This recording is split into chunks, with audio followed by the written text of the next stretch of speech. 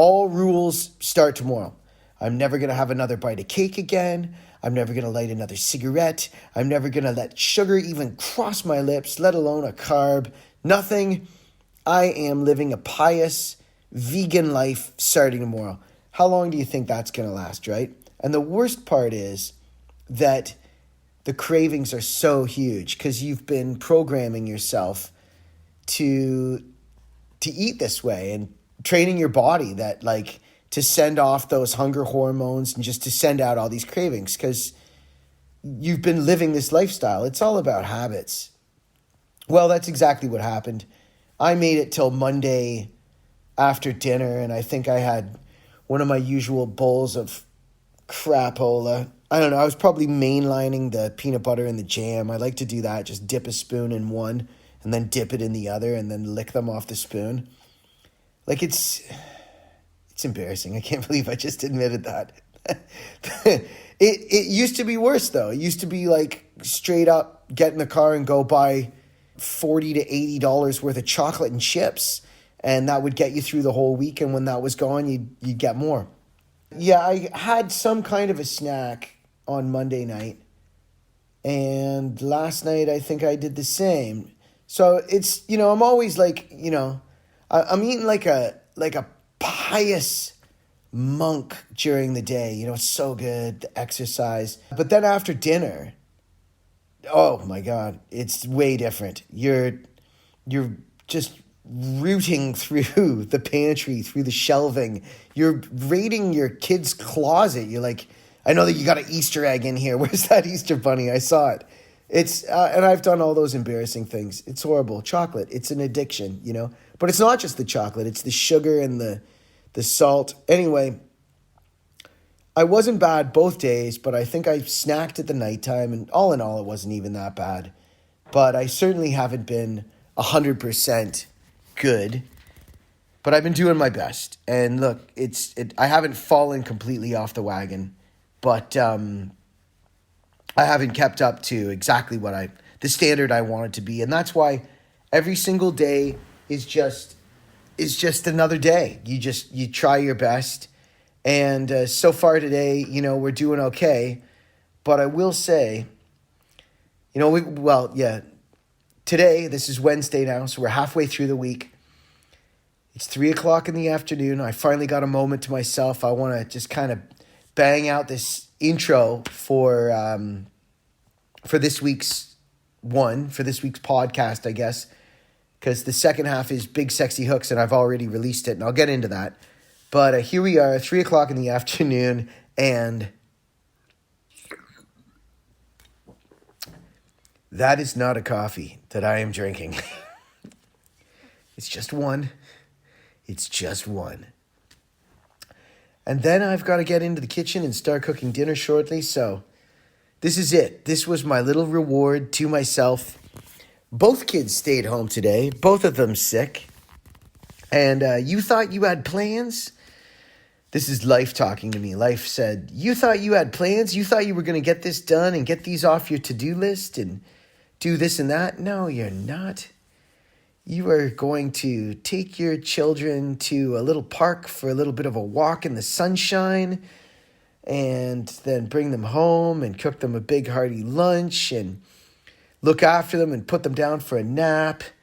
And that's the way that day is going to go. And quite often you don't find out until you've just woken up that morning and we're all excited, skipping into your office to, pay a bunch of people and get a bunch of things done. Nope. Anyway, that's what we're doing. How are you doing? Are you looking after yourself? Are you setting a few goals and then beating yourself up about crapping out on them? I hope not. I hope that you are taking the same approach, just one day at a time. And if you do give in to temptation, it could be worse. I'm not lighting a cigarette. I haven't had one of them in a year. It's just, life is what it is, man. Sometimes we fall back on these things and they're crutches, like mainlining peanut butter and jam into your mouth at 9:00 at night when everyone's gone to bed, and you just You're standing there with your little tracksuit on, shoveling anything you can find with sugar in it into your mouth. Why? What? I'd done so well. Tomorrow's another day. Anyway, I want to tell you about the second half of this podcast because I recorded it yesterday or the day before, and I listened back to it. It's kind of rough. Look, it's the first one. So it's a show that I want to do called Big Sexy Hooks. And it's got a great theme song. I'm digging the more I think about the theme song, I think it's my favorite part about the whole show. I listened back to it and I kind of ramble as opposed to this right now where I'm completely coherent. I think I was trying to cover too much too quickly. I noticed that I kept saying, okay, as though I was teaching a course. And then it does this, okay. And, but I'm not going to go ahead and redo it. I really want this whole thing to be kind of quick and dirty. I do want to just be able to ramble them off into my phone. And if one of them doesn't work out the way I wanted to, or doesn't hit my level of expectation, there'll be another one down the road. I'll do another one. So it does kind of wafer and flow here and there, and it's all I'm saying. But I think when I listen back to it, it's got some really neat points. And I think the biggest point that I was making by comparing the two songs that I do compare, which is Somewhere in My Car by Keith Urban and One Headlight by Jacob Dylan. I think he wrote it. His band is called The Wallflowers. Is that both those songs start on what's called the 4. So that's the big takeaway from the second half hour of this. I do want to keep the format. I quite enjoyed breaking it up into two recordings. I find rambling for a full hour into the phone is fairly exhausting, and I start to fade in the second half, and you just can't come prepared enough with enough to kind of fill in a whole hour. That being said, I feel like I was rushing it in the second half, but part of the reason for that is I think I was trying to cover too many thoughts all at once. I had too much in my head that I was trying to get out. So over time, the format will hopefully sort itself out, but I do like the idea of recording 2 half-an-hour segments and then mashing them together. And so this 1 hour show, the first half hour being preamble, sort of about lifestyle, how we're doing, whether or not I'm to use a term that is used way too much these days, keeping myself accountable for what I'm doing. I've shared what some of my goals are about the eating and activity and parenthood, and just trying to keep my anxiety level lower. And so the first half hour is going to be preamble about that type of thing. And then the second half hour delving into some kind of musical topic. And I'll probably break those topics up into various shows. So the show today in this episode is called Big Sexy Hooks. And I was thinking about the next show that I would like to do. I really wanted to do one called Sniffing Out Stinkers. And I think more because I like the title, Sniffing Out Stinkers. And I've been dabbling on a theme song. It is stealing Olivia Newton-John's Sniffing Out, I wanna get sniffing out a stinker now. Something like that. Yeah, what is that? Physical. What do you think of that theme song? I think I like it more because I like the title, Sniffing Out Stinkers, than I actually like the concept, because the concept was, let's listen to an album and kind of scroll through the tracks quickly and realize that it's really not as good as we remembered it. There's a lot of really bad songs on it, and let's just kind of shine a light on some of these crappy songs. It happened when I was listening to an album by Skid Row, their big one, with 18 and Life on it. and it took me like 4 songs to get to a good one. I was like, what? Some of these songs are pretty bad, man. There was it was the one that got me. Goes, shake, shake, shake it like a rattlesnake. I was like, what? How many copies of this album did they sell? Poison is a good example of that as well. So they got a lot of stinkers on their albums. And what's interesting is when you compare it to an album like Appetite for Destruction, or even yesterday I put on The Cult Electric to see if there were any stinkers on there. And honestly, there's not. They're all pretty good. So it's neat the way you look at these old albums from the 80s, 90s. I mean, they could be from any era. And some of them have got some stinkers on them. And I do like the idea of sniffing out stinkers, but what I found was I don't want to kind of punch down at one hit wonder people. You know, like there's a lot of songs out there that was their big hit and it's awful. And I think making fun of one hit wonder people because they got big with a crummy song like, you know, Tiptoe Through the Tulips by Tiny Tim, you know. Poor guy's been dead for ages. It's just, where's the fun in that? You know, it's more fun to make fun of like U2, you know, because they can take it with all their money. You know, that's the kind of person I would like to kind of basically say, let's just explore this album a little bit. And the Joshua Tree is a good one to look at because, you know, that was a seminal album for my generation growing up. It was everywhere. It was ubiquitous. And I don't know, man. Like, where are the major songs? There's a lot of sad stuff on there. Ooh, Coldplay would be a good one too. Yikes. Somebody give that guy like a happy pill of some kind, man. Take some CBD oil, chug a beer, and write a song in a major key, man. Yeah. But I'm not sure about sniffing out stinkers yet. I've been struggling with that one. So I'm not sure what the next show is going to be. We have a little visitor here. What are you doing?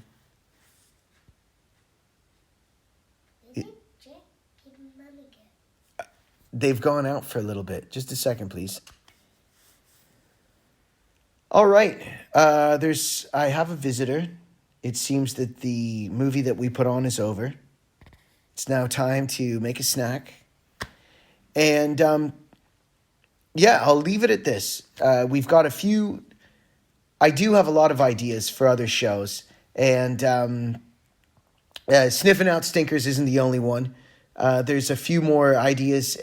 And look, I will keep it up 1 week at a time. Coming up with various ideas for content, thinking about music because it's endless. We could write a song together. We're going to be looking at some of the songs that I've written over the years and talking about the craft of songwriting. And that's primarily what I want to focus on. So with that being said, let's get into the second half of this where I delve into these 2 songs and compare them. And two guys that I respect a great deal, and I think are right up there with great songwriters. Certainly current-ish. So let's get into it. Big Sexy Hooks. Okay. Da da da da, ba ba ba da, ba ba ba ba. Big Sexy Hooks. Da da da da. Big Sexy Hooks. Da da da da. Big Sexy Hooks. That's it. That's the theme song. What do you think? I just came up with it.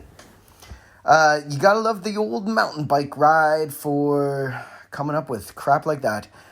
It's not actually a really big sexy hook, or is it? What do you think? I like it. It's kind of hooky. Big, and then it's got the the TV commercial. That is the big sexy hook. Big sexy Hooks.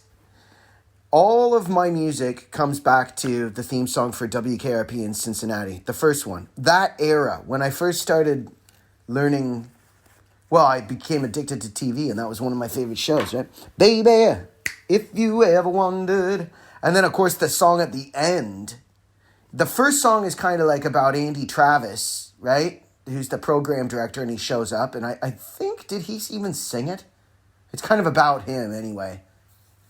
I don't know, sometimes these guys sing the song, you know? Like, didn't the Hoff sing the Baywatch song? And, like, didn't Lee Majors sing the Fall Guy? And I could be wrong about all this, actually.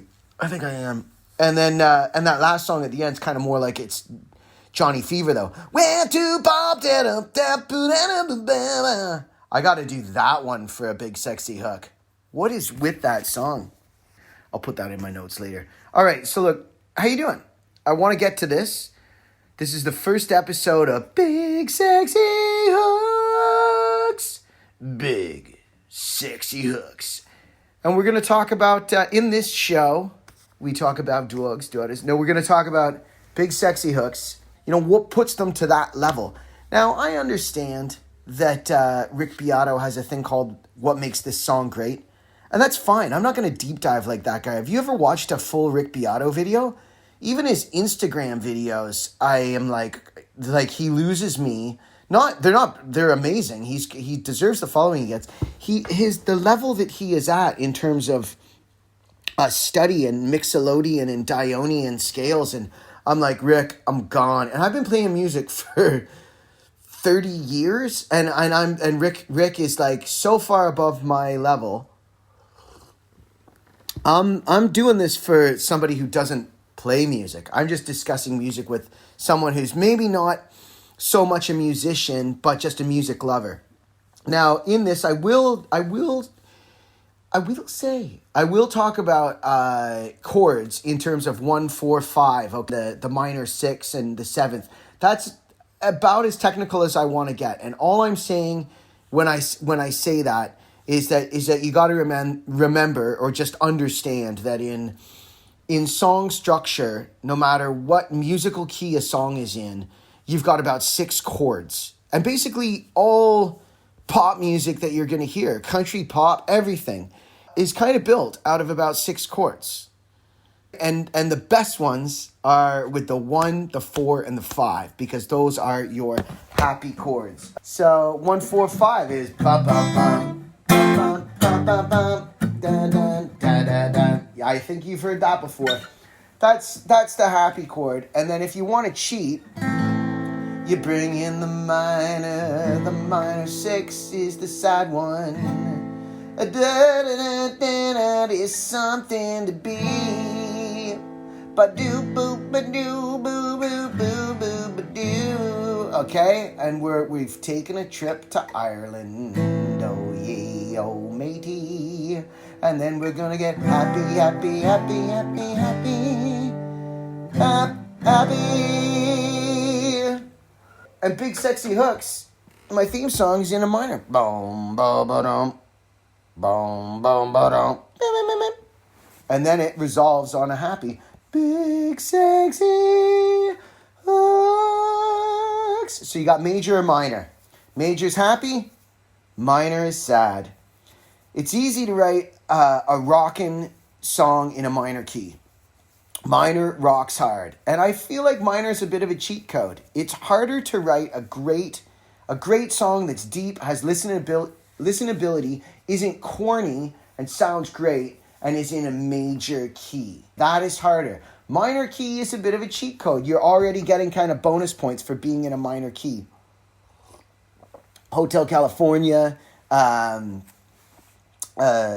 of Swing.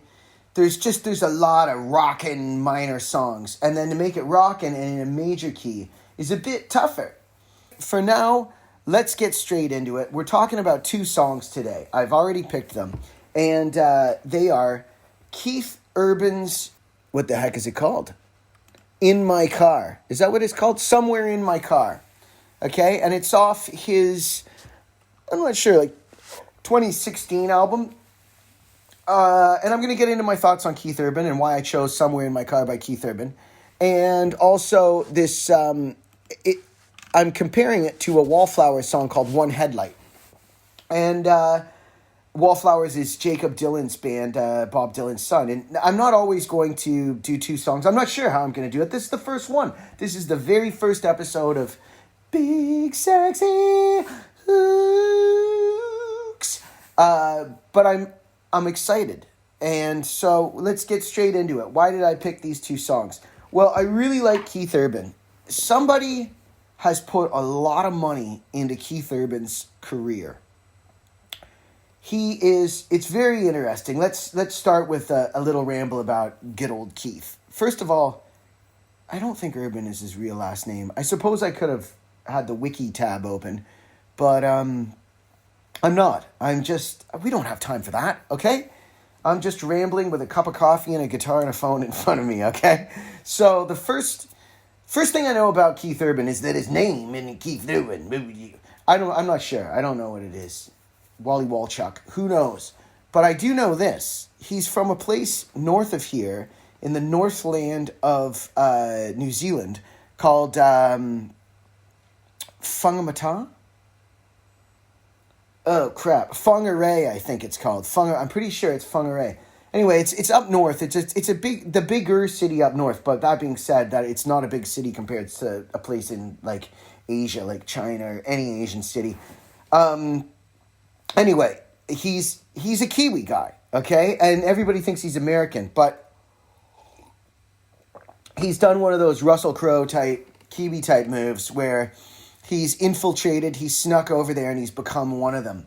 Like Rick Springfield's an Australian, and he talks with an American accent now. I'm sure if you heard Keith Urban talk, he'd sound like a Kiwi, but he sings like a Southerner, that's for sure. And I've listened to enough of his stuff that he'll put on that Southern accent when he needs it. However, I don't think he really is a country artist. I think he's a pop artist. He's a pop artist the way that Robbie Williams is a pop artist. He's one of those guys that's got a ton of ability and can kind of do anything. If you listen to his most recent album, it's dabbling on bro country, but with like hip hop and all sorts of stuff. I don't know what it is. And I don't like it as much as this album with Somewhere in My Car on it. So, and the reason why I feel that is I feel like it's the genre of this album with this Somewhere in My Car is that genre is more consistently a little bit that pop country kind of in the vein of like a Shania Twain type, which I like. I like that really well-produced modern country. I like it just before it dips into bro country, where I can't agree with their ideology of like, let's party so hard. I'm very specific with my tastes. But, you know what? Now I want to know what that Keith Urban song is called, so I'm going to find out. Or his album, hang on. Okay, we're back, and sorry about that. I don't want to have to keep typing things into the computer and looking them up, and I also don't want to spend 3 hours preparing for this. So I just typed it in. I found out the album for Somewhere in My Car is called Fuse from 2013, and he's had a few albums since then, but I think he kind of has drifted off that kind of that fuse. Great title, yeah, Fuse, of country and pop that that I really do like.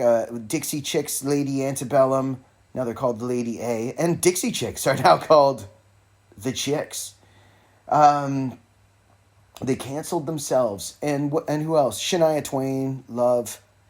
Good old Canadian. That's I like that style where it's very palatable. I do love it. As long as it doesn't dip into too corny, I like it. And that's a fine line to be very accessible and not corny. But anyway, this 2013 album, I think he was really at a good style at that point. And Somewhere in My Car is the first big track off it. So obviously whoever put it together, and they would have put a lot of money behind this album, thought that it was the strongest song. And 2 songs on is, Even the Stars Fall for You is the next one. And then third one is Cop Car. So all 3 of them are big, sexy hooks. Big, sexy hooks. And, I love it. And we're going to talk about why Somewhere in My Car is a great song. So, first of all, it's got some big notes in it. He's got a high voice, and he can do it. And so it's in the key of B flat or A sharp. Well, let's call it B flat. All right. And the thing with this song is that it doesn't start on what's called the root note. It starts on the 4.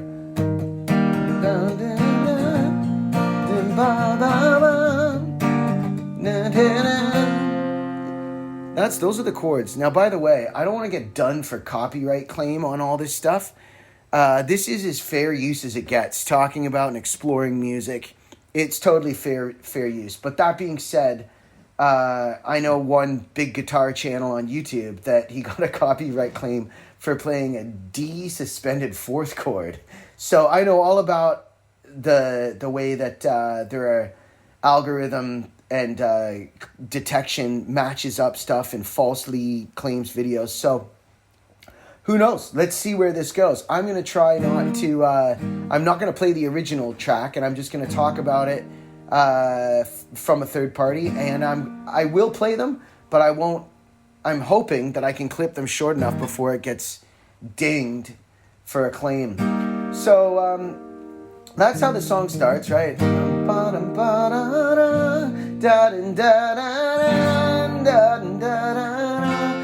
wanna be alone. Okay, so we're resting. We're coming back to this 4. That chord there is the root. And there's the minor 6 and the 5 for the turnaround. So the chords would be a D sharp or an E flat, a B flat, G minor, and the turnaround. What is that? A D up 3 frets. F sharp? Is that... Help me. F? Thank you. F. Okay. That's what Keith's doing, but you could modulate it into any key. And if I played this live, I would modulate it. By the way, I'm playing it capoed on the 3rd fret right now so that I could play it in the shape of a G chord. Oh, and by the way, when I said you didn't have to know much about music theory at the beginning, I was right about that. I'm going to try and keep the theory simple. But guitar, on the other hand, you're going to have to know. You have to be expert level to understand what I'm talking about. Sorry. I should have clarified that. Now, you don't have to be expert level, but where we are right now, the current flow is about where I am going to keep the level of it. So a capo is that thing that kind of moves the nut of a guitar up to make it so you can play the easy, open-y shapes and change the key for your voice, for singing. So I don't even think Keith Urban plays it with a capo, but if you were going to do it solo live, you would want to capo it. Don't want to be alone. All right, moving on. So that's where he is, but there's a big note coming up, okay? So what he does is he starts out with this great intro, paints the picture for you. Then he does like a pre-chorus, which I'm not a big fan of pre-choruses, but his does it quite well. He goes, ooh, don't know why I do this too. And the funny thing about that is that line, I don't know why I do this to myself, is a recurring theme in country songs. It always comes up about how there's such a degenerate. Why am I doing this again? Why do I drink? I ought to know by now. I ought to know. They're always saying they ought to know. Why don't you just not do it? That's what I always think. You know, usually it's about drinking. They're like, I can't. Well, nobody's putting a gun to your head. All right. Yeah, that's just a thing. I noticed that it's a recurring kind of trait in country music is they like to beat themselves up over making poor decisions. And Keith is sticking with the kind of mantra, and he said it to it as well. Don't know what to do myself. He cools off. Ooh, sorry, but I know you're with, and then the tension, someone else. And now the big sexy hook. But in my mind. So he's hitting a big note. That's a G above middle C. That's a hard note for a man to hit. Especially from your regular voice without going into falsetto, which is what I did there. Mind. I'm not going to blow the phone away and do it, so I will go falsetto. Find you somewhere in my car, and it's raining hard on the street light glow. All right, you get the picture. And what's really cool is he goes into a rap there and says,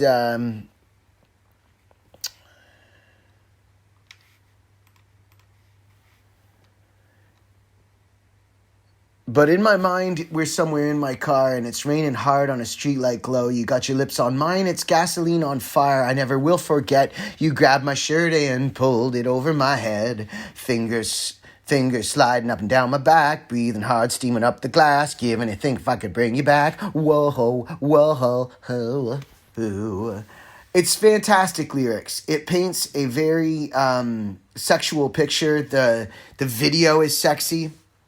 And what's really neat about this song is there's really no bridge, and there's really no definitive chorus, or there was a chorus, but it doesn't change chords. It just basically hangs out on those four chords. So it's the four, the root, the minor, and the 5. Okay, so he's made this neat pattern, and he's starting by coming in on the 4.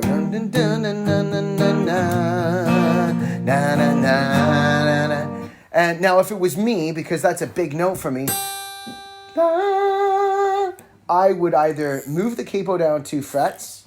That would get me into it. And then I could hit an F note, which is an F above middle C, so it's a little bit of an easier note.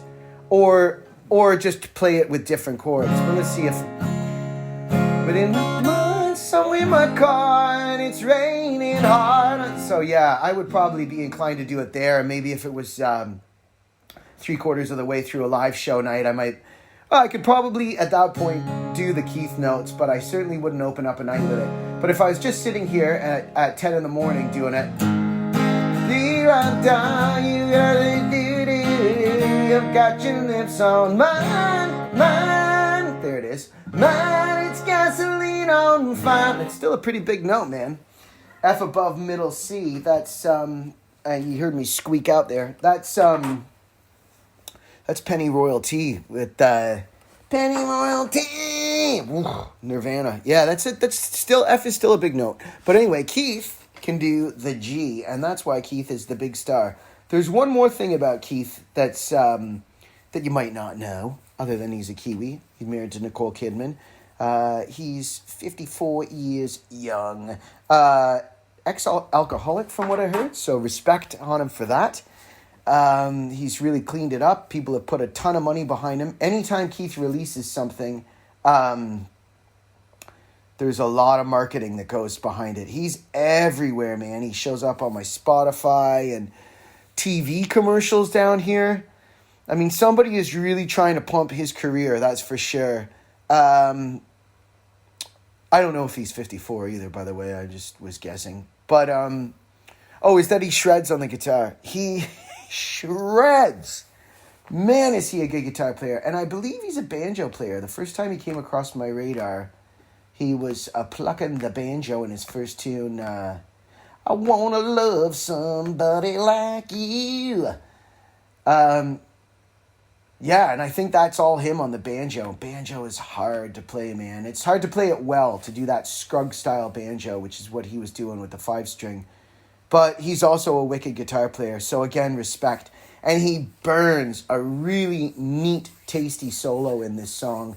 And he's using that that kind of auto-wah type thing that that the guy from Audio Slave, Rage, the Rage guitar player, I loved Audio Slave. I thought they were fantastic. And in that song, womp, womp, womp, womp, like a stone. That's another one I should do. I'll do a big sexy hooks on that. That's in a minor key, and it rocks, right? They're using the minor key cheat code. Anyway, I love that auto wah. Keith does a big solo with the auto wah, and hits some really nice notes. And, you know, much like the David Gilmour school of soloing, it's not all about how many notes you're playing. It's just nice notes, texture, you know, really striking the guitar. And yeah, it's fantastic. So anyway, that's where I'm at with that song. And the reason why I'm going to compare it to another one called One Headlight by Jacob Tutu and the Hooded Fang, Jacob Dylan and his band The Wallflowers. What happened to those guys? Is because when I heard going from the...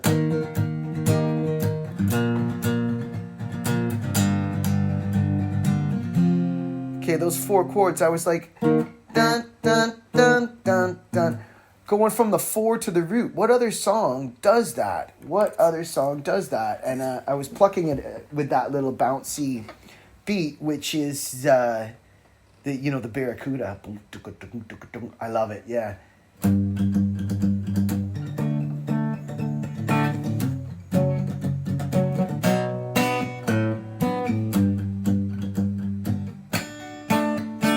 Yeah, it's that one. So I was like, what is that?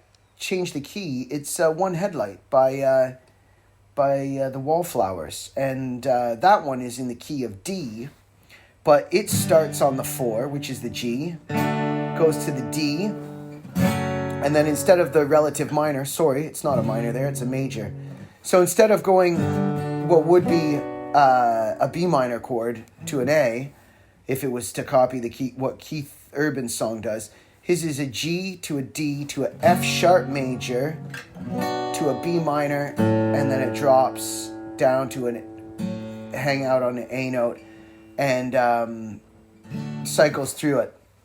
And what's neat about that song is, that pattern, obviously, and he starts on the 4 note as well, because it's actually all in the key of D, but the entire song builds tension and hardly ever resolves on the D. It takes ages. So they're both doing that same trick of not starting on the root note and actually starting on the 4 note. And because they're in different keys, Jacob Dylan's is in D, yeah, and so we're starting on that G, and I'll take you back now to the mid-90s when I first heard it. So first off, I was like, wow, this is a really good-looking son of Bob Dylan. Bob Dylan's my favorite guy on the planet, so for songwriting, so he must be good if you grew up in the same house as Bob, and he is great. It just seems like the career kind of peaked right at that time, and I was waiting to see more. I'm not sure. And like I said, I don't have time to Google him or wiki him. I got to get this out there. So, what happened to him? I don't know. You can Google him on your own time. But he had this song, and it was the big hit off their album, The Good One. And it came out in the mid-90s. And I just Googled the lyrics. And interestingly enough, it's all about a funeral. And can you make a pop song that's, a big hit that's about a funeral? And yeah, I guess you can, because he did it. So long ago, I don't remember when. That's when they say I lost my only friend. They said she died easy of a broken heart disease as I listened to the cemetery trees. I see the sun coming up at the funeral at dawn. Now, this is funny because when I first learned this song, I used to play this live in the 90s. And I probably could have Googled the lyrics, but instead I used to just listen to it and write it down by hand. And I thought that this line was, I see the sun coming up at the funeral at dawn, and what I always sang was, with a Vaughn looking on with human law. It makes no sense, but that's what I thought that he was saying. Okay, it's kind of like the Blinded by the Light. Revved up like a do, sha-do-ba-do-ba-do-ba-do.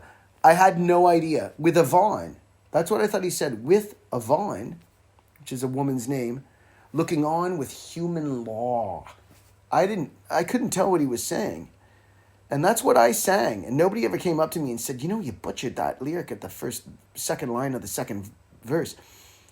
Well, I'm looking at it now, the first time in 20 years. According to Google, it's with the long broken arm of human law. So I wasn't far off. And what the heck does that mean?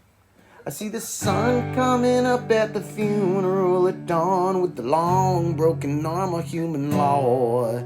Now it always seems such a way, she always had a pretty face. I wonder, I like the way he goes to a minor, that goes to a major F sharp chord in there, because it's in the key of D, so it should in that key be an F sharp minor, but he made it a major to give it real tension. It's great. Always seems such a way, she always had a pretty face. I wonder why she hung around this place. And sometimes it's little tricks that like that make it special. That's what. Hey, hey, hey. Going up to the 4. Come on, try a little. Root. That's the resolve. That's the key it's in. Nothing is forever. Got to be something better than in the middle. Me and Cinderella. Put it all together, we can drive it home. This is building up tension on the 5, holding with one head. And you think it's going to resolve on the root, right? Give me that root, man. When I find. No, it doesn't. With one head, right. That's the 4. Right. That's when it finally resolves on that chord there. We can drive it home with one hand now. There's the resolve. So very neat song as well. I mean, that song is all about tension. It takes ages to resolve on that chord, and it never really does resolve. So that's why I thought they were both very similar kind of songs. They both do the same trick where they're not starting on the root. It's not traditional, and they're starting on the 4 chord. And yeah, I don't know. You know what I'm talking about. Yeah, if you played guitar, man, you'd know what I'm talking about. Anywho, I've had a good time, and this is about where I want to keep it. I will mention that Jakob Dylan is the son of Bobby G. No, that's Robert De Niro. That's no, it's not Robert De Niro. It's Bob Dylan is who I'm talking about. Talking about a guy who has a stage name. That ain't his real name. It's Robert Zimmerman. But he's gone by Bob Dylan since about 1961. And he is the reason why I started writing songs. Absolutely, the first time I heard Bob Dylan. And I'll get into that and why I love Dylan. But one of the interesting things with Dylan and songwriting is that he's written so many songs over the years. He's so prolific. You wouldn't even know that he's written some of these massive hits. I mean, there's that song, To Make You Feel My Love. People love it. It's been covered a ton by lots of women. People always sing it on those voicey type shows when they go on TV. Dylan wrote it. Dylan wrote that one. He also wrote a much covered and much despised song, Rock Me Mama Like a Wagon Wheel. He's written that one. The 4 chord song. And, 4 chord songs are, this is going back to Keith Urban's one too. It's 4 chords. It's just basically a cycle of chords, just like the Keith Urban one. No bridge. The chorus and the verse and the chorus have the same chords underneath them, and then it just cycles through, and it just goes to a slightly higher melody in the chorus. And that's a great songwriting trick, and it's very good for easy beginners, and that's why so many people like Wagon Wheel, because it's a great beginner song, right? Me and mama like a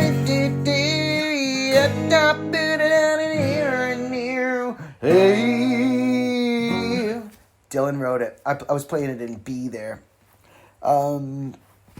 That's the key that Hootie, he'll always be Hootie to me. Darius Rucker plays it in. The other one that Dylan did that's even less chords is... people don't know this one. It's called You Ain't Going Nowhere. Young people don't because Hootie hasn't covered it yet, yeah. But the Byrds did a cover of it. This one's only got 3 chords. G, A minor, C, back to the G. 3 chords. Whenever I get on a piano or a new instrument, this is the first song I always try to figure out how to play because it's just so easy. Clouds so swift, the rain won't lift. Gateways closed, railings froze. Ooh, ride me high. Tomorrow's the day my bride's gonna... I'll tell you what, man. If I haven't got caught for copyright by this point, I can almost get away with anything with the guitar. Because that's probably about as much as I'm going to sing and play through all the songs. So we'll pop this one up there and see what old copyright does for us. Whether it gets detected or not. But, yeah, that's... My point about those 3 Dylan songs was Dylan is absolutely prolific. He's written way more than what you would think. People just go, "Oh, Bob Dylan, I don't like his voice." Well, I don't know who says it with that voice, but that's generally the big criticism. And hey, you're right, man. You're right. He's got a very unique, is putting it nicely, voice. But he's a master of songwriting. He's the master of songwriting. I learned his song "Blowing in the Wind" when I was in public school 30-something years ago, 40 years ago. It was already a standard in public school books, and it sounded like it was written 100 years before that. He wrote it in about 62.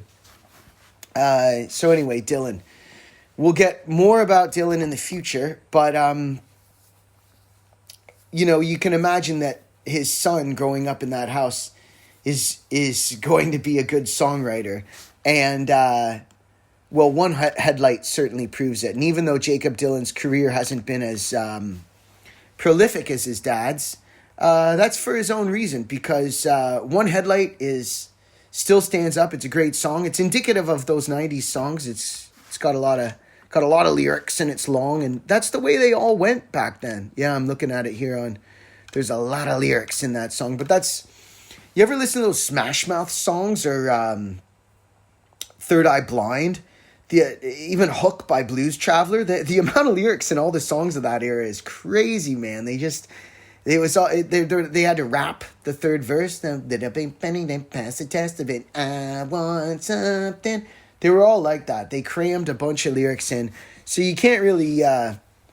You got to take it for what it is. Of the time, that was the era, and if you wanted to get radio play, that's just was a trend.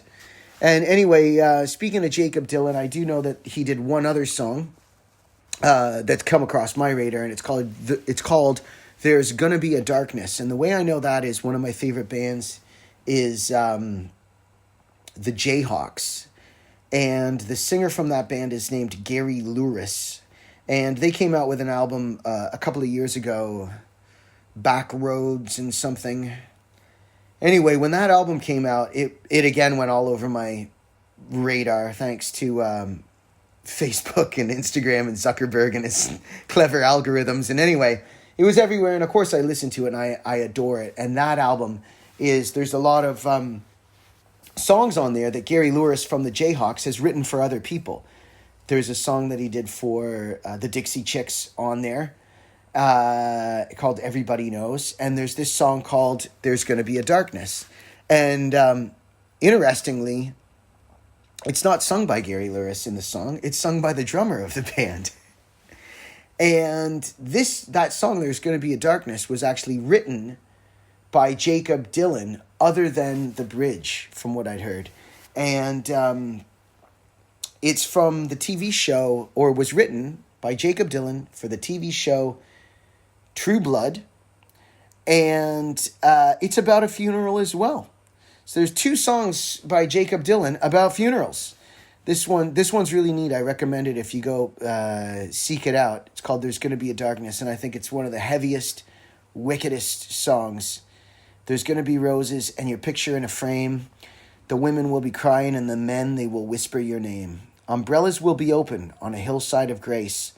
The children will be dressed up and chase each other in the rain. And there's gonna be a darkness, maybe colder than you guess. There may be music, there may be stairs, there may be angels filling the air. Your mother may be there. Your father may be there. There may be voices sent from a throne to carry you home. Fantastic lyrics. It's beautiful as a poem. It's beautiful as a song. And from what I heard, Gary Lewis was recruited by Jakob Dylan to write the bridge. Well, you think there's a place wide open and wide, where you think you'll be safe, where you think there's a light, there's gonna be a darkness, maybe colder than you guess. There may not be music, there may not be stairs, there may not be angels filling the air. Your mother may be there, your father may be there. It's a great song. Look it up. So there it is. I've had a great time talking at you. And that's the first episode in the can of Big Sexy Hooks. Big Sexy Hooks. Big Sexy Hooks. That's us.